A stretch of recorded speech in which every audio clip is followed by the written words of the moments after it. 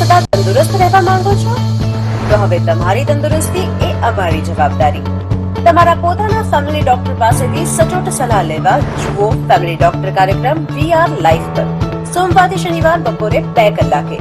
Phone કરો 6355856123 પર અને રહો સદા તંદુરસ્ત. નમસ્કાર દર્શક મિત્રો, ફેમિલી ડોક્ટરમાં આપનું હાર્દિક સ્વાગત છે. હું છું આપની સાથે મહિમા ત્રિવેદી. તો ફેમિલી ડોક્ટરમાં આપણે અલગ અલગ રોગો વિશે વાત કરતા હોઈએ છીએ અને અત્યારે તો લગભગ કોઈ ઘર એવું બાકી નહીં હોય કે જેમાં કોઈ એક સદસ્યને કોઈ રોગ ન હોય અને તે વિશે આપણે દર વખતે અલગ અલગ ચર્ચા કરતા હોઈએ છીએ. પણ આપણા આ શોમાં બુધવારનો દિવસ એક ખાસ હોય છે, કારણ કે તેમાં આપણે એકદમ આયુર્વેદને લગતી વાત કરતા હોઈએ છીએ કે કોઈ પણ રોગ હોય તેમાં એલોપેથી દવા લેવાથી કેટલા સમય સુધી તેમાં રાહત મળે છે અને ત્યારબાદ જો આયુર્વેદિક દવા કરાવીએ, ભલે એ થોડો એલોપેથી દવા કરતા થોડું મોડું, થોડું લેટ આપણને જે તેની સારવાર મળતી હોય છે, તેનાથી આપણે ક્યોર થતા હોય છે. પરંતુ આયુર્વેદિક દવા એવી હોય છે કે તેનાથી તદ્દન સંપૂર્ણ સારવાર મળે છે અને સાથે કોઈ સાઈડ ઇફેક્ટ પણ થતી નથી. એની બીજી કમ્પેરિઝનમાં એલોપેથીમાં થોડી સાઈડ ઇફેક્ટ પણ હોય છે. અને દર બુધવારની જેમ આપણી સાથે સ્ટુડિયોમાં ઉપસ્થિત છે વૈદ રાજેશ ઠક્કર. સર, આપનું હાર્દિક સ્વાગત છે. નમસ્કાર સર, આપણે દર બુધવારે અલગ અલગ રોગ વિશે વાત કરતા હોય છે, સ્ત્રી રોગ હોય કે બાળકોને હોય કે જનરલી બધા રોગ વિશે, અને તેમાં પણ આયુર્વેદિક કઈ રીતે ઉપચાર કરી શકાય તે વિશે વાત કરતા હોય છે. તો સર, આજે આપણે એકદમ કોમન કહી શકાય, પણ એમ કોમન છે પણ એનાથી બહુ આડઅસર છે, શરીરમાં બહુ મોટા ચેન્જીસ થતા હોય છે, ક્યારેક તેનાથી હૃદય હુમલાનો પણ ખતરો રહેતો હોય છે. એટલે કે આપણે આજે વાયુ ગેસની તકલીફ હોય છે તેના વિશે વાત કરવાના છે. અને આયુર્વેદમાં તો તેના વિશે ખૂબ સરસ જણાવ્યું છે, કેટલાક ઘરગથ્થુ ઉપચાર પણ જણાવ્યા છે અને સાથે આજે પણ આપ જણાવશો કે કઈ રીતે તેની સારવાર કરવી જોઈએ, તેના લક્ષણો કયા હોય છે. તો સર, આ ગેસ પ્રકૃતિ છે એમાં ઘણી વખત એવું થતું હોય છે કે જો બાળકોને થાય તો તેમને ખ્યાલ રહેતો નથી કે તેમને ગેસ થયો છે, અને એવી રીતે મોટાઓને પણ ઘણીવાર ખ્યાલ આવતો નથી કે તેમના વાયુ દોષ છે કે ગેસ પ્રકૃતિ છે. હા, તો તે માટે કેવા પ્રકારનું ઘર બેઠા ઇલાજ કરી શકાય, કઈ રીતે આયુર્વેદિક ઉપચાર કરી શકાય? ઘણા લોકો મેડિકલમાંથી ટેમ્પરરી દવા લેતા હોય છે, તો એના કારણે ગેસ તો રિલીઝ થઈ જાય છે, પણ તેમનું જે બીજા ઓર્ગન્સ હોય છે શરીરના, તેના પર ખૂબ મોટી ઇમ્પેક્ટ પડતી હોય છે. તો આ વિશે આજે આપણે વાત કરવાના છે. તો સર, સ્ટાર્ટિંગમાં હું આપને પૂછવા માંગીશ કે જે આ વાયુ દોષ ગેસની તકલીફ છે, તો સંસ્કૃતમાં તેને કઈ રીતે ઉચ્ચારવામાં આવે છે? કારણ કે દરેક રોગને આયુર્વેદમાં સંસ્કૃતમાં એક અલગ જ નામથી ઉચ્ચારવામાં આવે છે અને તેની અલગ જ ટ્રીટમેન્ટ હોય છે. તો તે વિશે થોડી અમને જાણકારી આપો. ચોક્કસ. આયુર્વેદ ત્રિદોષવાદ ઉપર છે, એટલે દરેક રોગ છે ને એને વાયુ, પિત્ત અને કફ એના આધારે એને વર્ગીકૃત કરવામાં આવેલા હોય છે. હવે વસ્તુ એવું છે કે સામાન્ય રીતે કોઈ પણ હોય ને તો કંપન થાય ને બીજું કોઈ પણ થાય, તકલીફ થાય, દુખાવો થતો હોય તો એ પણ વાયુદોષને કારણે હોય. પણ સામાન્ય પબ્લિકને, જનરલ લોકમાનસને અંદર કેવું હોય કે જે પેટમાં ગેસ થાય છે ને એને જ વાયુ કહેવાય, એ સિવાયની વાયુની પરિકલ્પના નથી. હકીકતમાં વાયુ દોષ તરીકે અલગ છે અને એ યંત્ર તંત્ર ધરોઈતી વાયુ હોય, એટલે આખા બધા શરીરનું તંત્ર જે છે ને એની મુખ્ય દોષોનો કમાન્ડર જે કહી શકાય એ વાયુ દોષ છે. એટલે યથાપિંડે તથા બ્રહ્માંડે, બહારની દુનિયામાં જેમ વાયુ આગો પાછો થાય, વાવાઝોડું આવે, આપણે હમણાં જોયું તો આખી નાખી ગાડીઓને 3 ને 4 માળ ઉપર બિલ્ડિંગ ઉપર ચડાવી દે, અહીંથી આમ કરી નાખે બિલ્ડિંગ, એટલે એ વાયુ શરીરમાં પણ કરે તો લકવો પણ કરી શકે, પેટની તકલીફો કરી શકે, બીજી હેરાનગતિઓ, લોહીની નળીઓને પણ તોડી શકે, ઘણું બધું થઈ શકે. સામાન્ય ઓડકાર તરીકે આવતો હોય તો એ પણ હેરાન કરી શકે. તો એની 4 કે 5 ટર્મ્સ જે સંસ્કૃતમાં ઉલ્લેખ કર્યું છે ને એની હું વાત કરું. ઉદ્ગાર શબ્દ વાપર્યો છે. ઉદ્ગાર એટલે ઓડકાર આવવો, આપણે બરાબર છે, ઓ અવાજ થઈને જે નીકળે છે તો એને ઉદ્ગાર કહેવાય. બીજું એક આધમાન છે. એટલે આધમાન એટલે કેવું, પેટ ફૂલી જાય, તમને અનુભૂતિ થાય કે નથી ગેસ ઉપરથી નીકળતો, નથી નીચેથી નીકળતો, અને પેટ ફૂલી અને ભારે થાય છે, તમને અકળામણ કરાવે છે, તો એ આધમાનની કન્ડિશન. નીકળી જાય છે તો ઉદ્ગાર, ક્યાંયથી નથી નીકળતો તો આધમાન કહેવાય. આટોપ છે. આટોપ શબ્દ એટલે કેવું કે ગુડગુડાટ કર્યા કરે, એ અવાજ સાથે, જેમ વાદળોનો ગડગડાટ થતો હોય ને એવી રીતે ઘણા લોકોને તમે જોજો કે બાજુમાં પણ બેઠો હોય તો આપણને અનુભૂતિ થાય કે આ વ્યક્તિને ગેસની તકલીફ છે, તો એના માટે આટોપ શબ્દ છે. એ પેટમાં ગેસ વધેલો હોય ને ગોળ ગોળ ફરે, ના નીકળે કે આ કરે પણ એ પોતાનું વ્યક્ત કરે, તો એ આટોપ શબ્દ છે. બીજો એક અગ્નિમાંદ્ય છે. એ વાયુને કારણે જઠરાગ્નિ મંદ પડી જાય તો ભૂખ ન લાગવા દે. ભૂખ ન લાગવા દે એટલે તમને ખાવાની ઈચ્છા જ ન થાય કે માણસ 2 કે 3 રોટલી 4 રોટલી ખાતો હોય તો એમાંથી એમ થાય કે 1 કે 2 રોટલી માંડ ખાઈ શકાય છે, તો એ અગ્નિમાંદ્ય છે. એટલે આવા અલગ અલગ શબ્દો ગેસ માટેના જે કહીએ આપણે તો એ સંસ્કૃત વાપરેલા છે અને દરેકની અલગ અલગ ટ્રીટમેન્ટ પણ લખેલી છે, તો એના વિશે આપણે વાતચીત કરતા રહીશું. તો સર પહેલા તો આપણે વાત કરીએ કોઈ પણ રોગ થાય છે તો તેની પાછળ કોઈ ચોક્કસ કારણ હોય છે કે જીવનશૈલીમાં ક્યાંક ખોટ રહી ગઈ હોય છે કે પછી ન ખાવાનું ખાધું હોય છે, બહારનું વધારે પડતું ખાતા હોય છે. તો સર આપણે વાત કરીએ કે વાયુ અને જે આ ગેસની આપણે વાત કરી તો તે થવાના મુખ્ય કારણો કયા હોઈ શકે છે? આમ જોવા જઈએ ને તો મોટે ભાગે જીભ કહી શકાય. એ એટલા માટે કે એ જ ખોરાક ખવડાવવા માટે સ્વાદ સારો લાગે છે, ગમે છે, મજા આવે છે કે આ વસ્તુ મને બહુ જ ભાવે છે. મોટી ઉંમરના દાદા દાદી થી માંડી નાનકડા બચ્ચા સુધી બધાને. તો કારણ વાયુનું હું તો એવું કહું કે જીભ છે, એટલે મૂળ કારણ છે. એ ખાઈએ છીએ એટલા માટે આપણને તકલીફો થાય છે, બરાબર છે. એ જ જીભ આડું ઉડું બોલાવે છે. 2 કર્મેન્દ્રિય પણ છે અને જ્ઞાનેન્દ્રિય પણ છે. રસનું આસ્વાદન પણ કરાવે, એટલે શબ્દની ઉત્પત્તિ કરાવવાનું એટલે એ, અને સાથે સાથે રસનું આસ્વાદન કરાવવાનું. એટલે રસનું આસ્વાદન કરાવે એટલે તમને આડું ઉડું ખવડાવે અને શબ્દોનું બોલાવડાવે એટલે કોકની જોડે ઝઘડાઈ કરાવે અને સારું પણ લગાવડાવે. તો બધે એના ઉપર આધારિત છે. એટલે મૂળ વાયુનું કારણ આપણે કહીએ તો જીભ છે. અયોગ્ય ખોરાક આપણે ખાધો, ધારો કે કેમ તો કે જીભના રસસ્વાદને અનુલક્ષીને આપણે મેદાવાળી વસ્તુ ખાધી, ન ભાવતી વસ્તુ ભાવતી વસ્તુ છે વધારે માત્રામાં ખાઈ લીધી. કોઈક એક વ્યક્તિને છે ખમણ ખૂબ ભાવે છે અથવા તો ઢોકળા ખૂબ ભાવે છે, હાંડવો ખૂબ ભાવે છે. એને ખબર છે કે મને અનુકૂળ નથી, પણ છતાંય બન્યું હોય ને એની સુગંધ આવી હોય એટલે રહી ના શકે અને ઠપકારી દે. એને 15 કે 20 ની ઢોકળા કેપેસિટી 25 ખાઈ લે એટલે એ જે અંદર વાયુ વધી જાય તો એ ઓડકાર સ્વરૂપે ગુડગુડા સ્વરૂપે તમને વ્યક્ત કરે અને દુખાવો પણ કરે, હેરાન પણ કરે. તો આ રીતે થાય. બીજા દિવસે કબજિયાત પણ કરાવી શકે, બરાબર છે. તો આવી રીતે મેદાવાળી વસ્તુ જે છે એ પણ એમાં કારણભૂત થઈ શકે. વાસી ખોરાક એટલે પુરાણ અન્ન જે કીધું છે એ રીતે જૂનું જે જીર્ણ થઈ ગયેલું જે અન્ન છે તો એ પણ એનું એક કારણ બની શકે છે. અને બીજું એક સિંબી ધાન્ય, કઠોળ, એટલે જેને આમ સિંગો થતી હોય, બરાબર છે, કે વટાણા હોય, ચણા હોય, એમાં આમ ખોલી લેવામાં આવે અને અંદરથી જે દાણા નીકળતા હોય જેમાં એ બધા સિંબી એટલે કે કઠોળ વર્ગમાં આવે. એ વાયુકારક સૌથી વધારે હોય. જી સર, આપણી સાથે એક દર્શક મિત્ર જોડાયા છે. હેલો. જી નમસ્કાર, ફેમિલી ડોક્ટર માં સ્વાગત છે. જણાવો શું પ્રશ્ન છે? મારે પૂછવું છે કે આપણે જયારે મીટિંગ હોય અથવા તો બધા મિત્રો સાથે બેઠા હોય ગેસ પાસ ના કરી શકતા હોય તો એ ગેસની અસર આપણા શરીર ઉપર શું શું કરી છે જાણવું? ના, ચોક્કસ છે. એટલે એ તમને એવું તકલીફ છે કે નીચેથી ગેસ પાસ થતો હોય અને પાસ કરી શકતા નથી શરમ સંકોચને કારણે? હાજી. ચોક્કસ. હું કઉ છું, તમે ટીવી પર અવાજ સાંભળો. ચર્ચા આપણે આજના વિષય સાથે છે તો એનો ઈલાજ પણ બતાવીશ તમને વ્યક્તિગત, અને એના શું કરી શકાય ને એની આડઅસર શું થાય છે એ પણ વાત કરીએ છીએ. આપ આપનો જવાબ ટીવી માં સાંભળી શકો છો. જી સર. એમનો સરસ આજના વિષયની ચર્ચાની સાથે જ આપણે મેળ ખાય છે એટલે સરસ રીતે એમને જવાબ પણ આપીએ, સમય પણ આપીએ. આ બહુ જ મહત્વની વસ્તુ છે. શરમ અને સંકોચને કારણે એ વેગો ઉત્પન્ન થયા હોય એને ધારણ ના કરવા. એટલે 13 પ્રકારના આયુર્વેદમાં વેગો કીધા છે. વેગાન ધારણ્યાત ધીમાન એટલે બુદ્ધિમાન પુરુષે 13 વેગો જે ઉત્પન્ન થયા હોય એને રોકવા નહીં. કોઈક વ્યક્તિને છીંકનો વેગ આવ્યો, કોકને બગાસાનો આવ્યો, કોકને ઓડકારનો વેગ આવ્યો, આંસુનો વેગ આવ્યો, નિદ્રાનો વેગ આવ્યો, બરાબર છે, બગાસુ છે. તો આવા અલગ એવી રીતે નીચેથી વાછૂટ પણ થતી હોય એ પણ છે. તો કોઈ પણ એવા 13 પ્રકારના જે વેગો કીધા છે એ રોકવા ન જોઈએ, બરાબર છે. જો મળ પ્રવૃત્તિનો વેગ આવ્યો, મૂત્ર પ્રવૃત્તિનો વેગ આવ્યો, વિશેષ કરીને મળ પ્રવૃત્તિનો વેગ આવ્યો અને રોકવામાં આવે તો લાંબા ગાળે એ અપાન વાયુની વિકૃતિનું કારણ બને. એટલે કાં તો અપાન રોધ થઈ જાય એટલે ગેસ પાસ ના થાય, બરાબર છે. એટલે એ મિથ્યા યોગ થઈ જાય.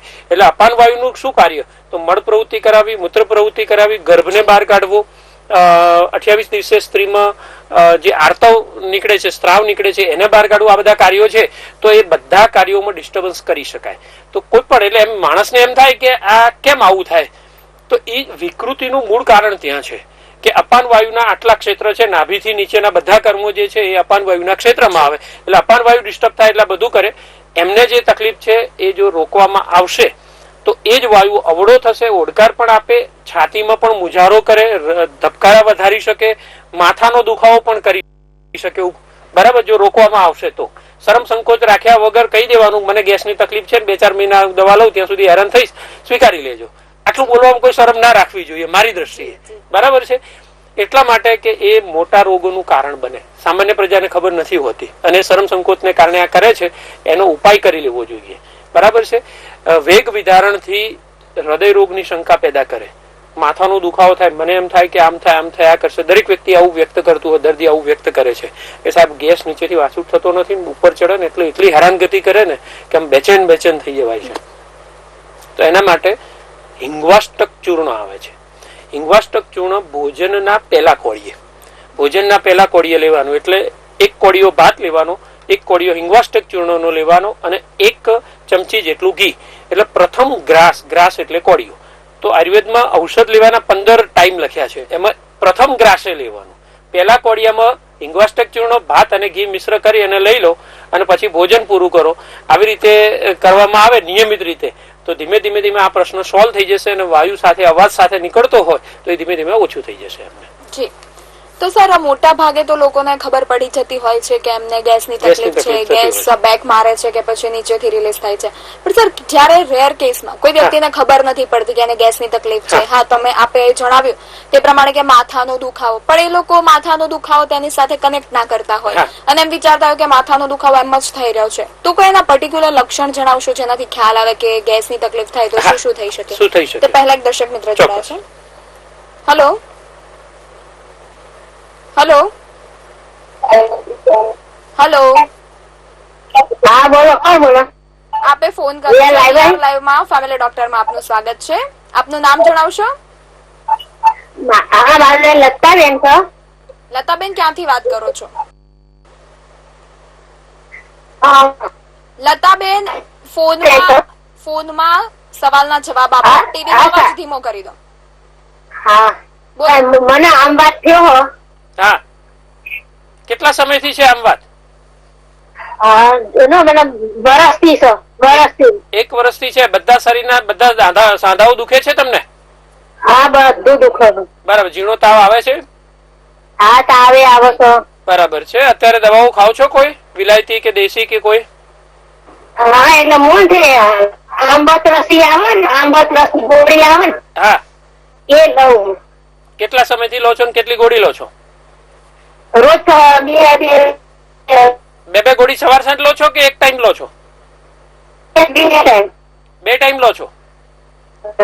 હા, તમને સવારમાં આખા શરીરના સાંધાઓ જકડાતા હોય એવું લાગે છે? હા, આખું શરીર જકડાતું હોય ને એવું લાગે. તો કોઈ ડોક્ટરની દવા લો છો અત્યારે? સારું. તમારો ફોન માંથી થોડાક અવાજો કપાય છે એટલે બરાબર કવરેજ વિસ્તારમાં તમે ન હો, પણ મને ખ્યાલ આવી ગયો છે. અહીંથી ફોન હવે કપાય છે તે ટીવી ઉપર સાંભળો અને હું જે દવા સૂચવું છું એને નિયમિત લેતા રહેજો 3 મહિના માટે.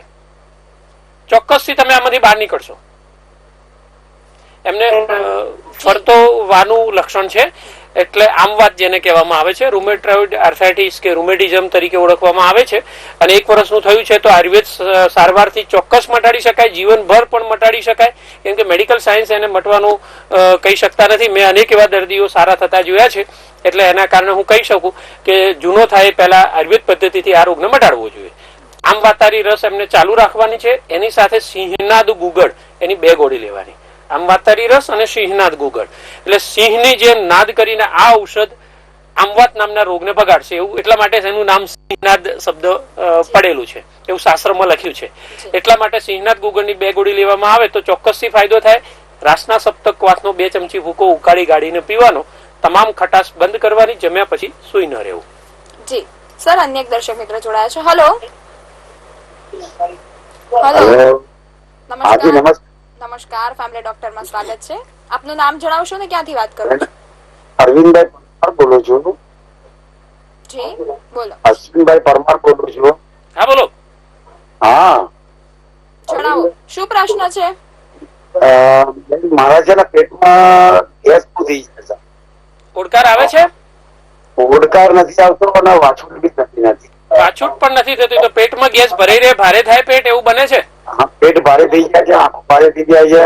હા, અને માથું ભારે થઈ જાય છે. ઓડકાર આવે કે ના આવે?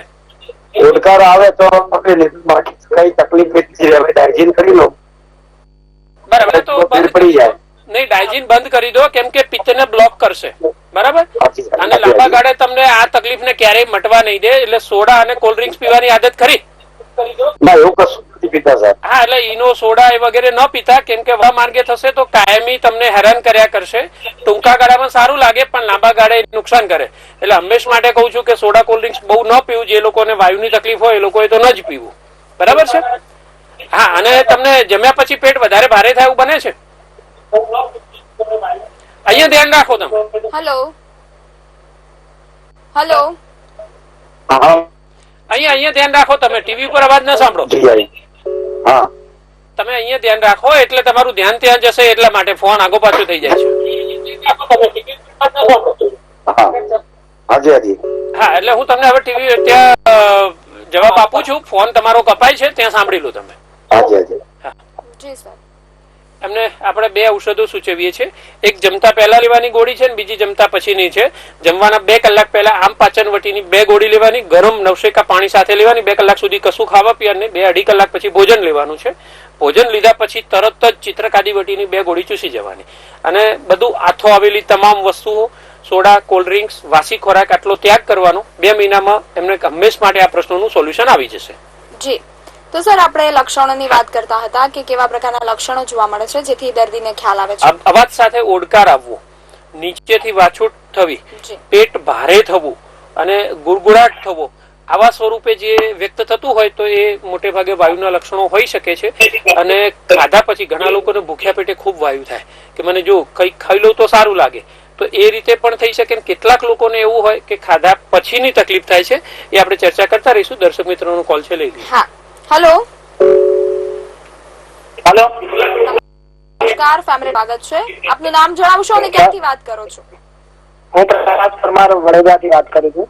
જી, જણાવો શું પ્રશ્ન છે? મને અમુક વાર ગેસની તકલીફ હોય છે. એટલે શું થાય એમાં તમને તકલીફ? લાગે, પેટ ભારી ભારી લાગે છે મને.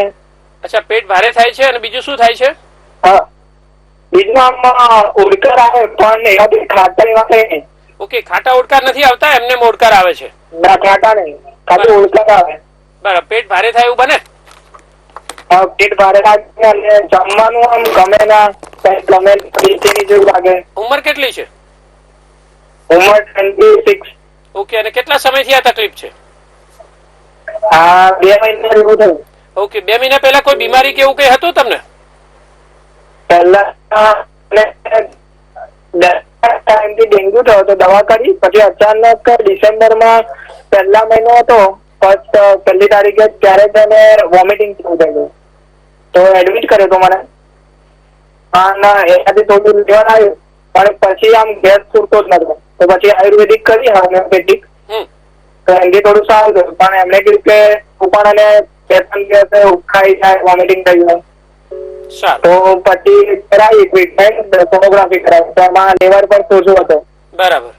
તો એની ટ્રીટમેન્ટ કરાવી. પણ હજુ અમુક વાર મને ગેસ થઈ જાય અને આમ શું કે બેચેની જેવું લાગતું, એવું થાય. હા, એટલે આમાં ખાસ આપણે ચર્ચાનો મુદ્દો એક કારણ આ પણ છે. જે લોકોએ એન્ટીબાયોટિક લીધી હોય, 3 દિવસથી વધારે લીધી હોય, અને ગેરંટી સાથે લગભગ કહી શકાય 100 કેસમાંથી 95% કેસમાં જોવા મળે છે કે એન્ટીબાયોટિક લીધા પછી આંતરડામાં ફ્રેન્ડલી બેક્ટેરિયા હોય. આજના વિષયનું કારણ છે કે આપણે અહીંયા જ ચર્ચા આપણે કરીએ છીએ કે જે દર્શક મિત્રોએ પ્રશ્ન પૂછ્યો છે તે જ પૂછ્યો છે, એવી રીતે જ આપણે ચર્ચાના ભાગ તરીકે. એન્ટીબાયોટિક સૌથી વધારે મોટું એટલે પેટ બગડવાનું કારણ છે. અને આ બધા અત્યારે ગૂગલ ગુરુ ઉપર તમે સર્ચ કરી લો, બધી જ સાયન્સ જર્નલ આને એક્સેપ્ટ કરે છે. ઇન્ટેસ્ટિનલ ફ્લોરા 800 થી 900 1000 પ્રકારના ફ્રેન્ડલી બેક્ટેરિયા હોય શરીરમાં. એના વગર જીવન અસ્તિત્વ શક્ય નથી કે તમારું ખોરાક પચી પણ શકે. કેટલાક એવા કોમ્પ્લિકેટેડ ફેટ, પ્રોટીન વગેરે હોય ને એને તોડવાનું કામ છે ને એ બેક્ટેરિયા કરે છે. એટલે પાચનમાં સહાયક છે. એ ફ્રેન્ડલી બેક્ટેરિયા છે, શબ્દ એવી રીતે ઓળખવામાં આવે છે. પણ એન્ટીબાયોટિક લેવામાં આવે ને એટલે જોતું જ નથી.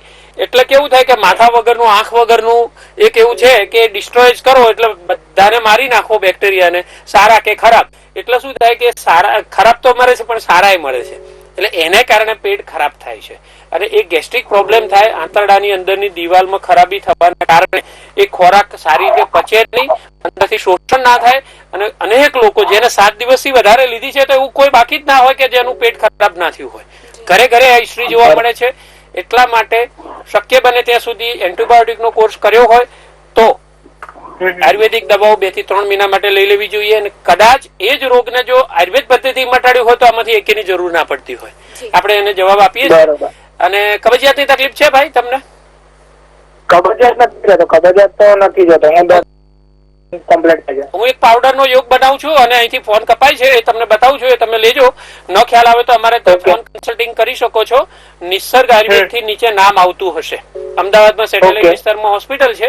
ફોન કોલ કરી અને વૈદ્યોની ટીમ છે, ક્વોલિફાઈડ વૈદ્યોની, એમની પાસેથી પણ કન્સલ્ટિંગ કરાવી શકો અને ઔષધો ઘરે બેઠા પણ મંગાવી શકો તમે. સારું સારું. હા, ફોન કપાય છે ત્યાં અવાજ સાંભળો તમે ટીવી પર. જી સર. એમને એક આપણે પાનાવીને આપીએ છીએ. એક ભાસ્કર લવણ ચૂર્ણ છે, આ નામનું એક ઔષધ આવે છે, અને બીજું એક અજમોદાદી ચૂર્ણ છે. ભાસ્કર લવણ ચૂર્ણ 100 ગ્રામ, અજમોદાદી ચૂર્ણ 100 ગ્રામ અને શંખ ભસ્મ છે 10 ગ્રામ. આ બધી વસ્તુઓ મિશ્ર કરવાની છે. મિશ્ર કરેલો પાવડર જમવાના 3 થી 4 કલાક પહેલા 1 ચમચી ગરમ પાણી સાથે લઈ લેવાનો. આ લીધા પછી શક્ય બને ત્યાં સુધી કશું જ ખાવા પીવાનું નથી.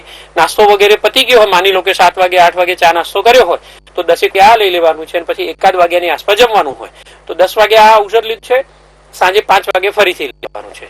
અને જમ્યા પછી ચિત્રકાદી વટી અથવા લસુનાદી વટી બેમાંથી કોઈ એક મળે તો એને લઈ શકાય અને 2 ગોળી ચૂસી જવાની છે.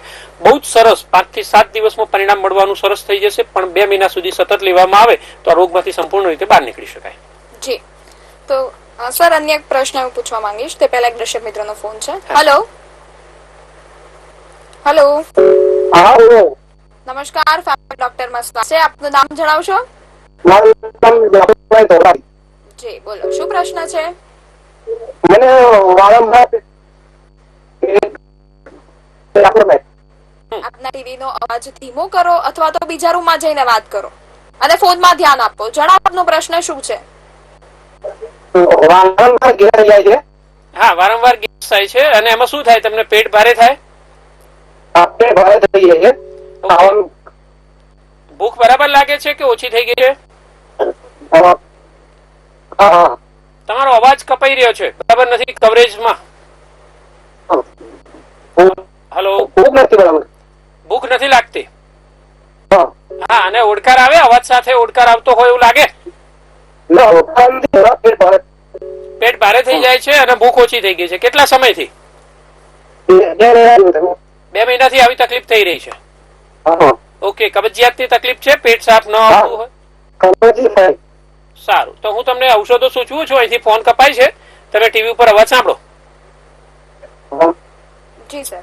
હા, એમને આપણે 2 ઔષધો સૂચવીએ છીએ. એક અગ્નિતુંડી વટી અને બીજું એક છે આમ પાચન વટી. બંનેમાંથી 2 ગોળી નવશેકા ગરમ પાણી સાથે લેવાની. સવારે ખાલી પેટે લઈ શકાય અથવા ચા નાસ્તાના 2 કલાક પછી લેવાય. એવી રીતે ગરમ પાણી સાથે લેવાનું. સાંજે પણ લેવાની છે એવી રીતે.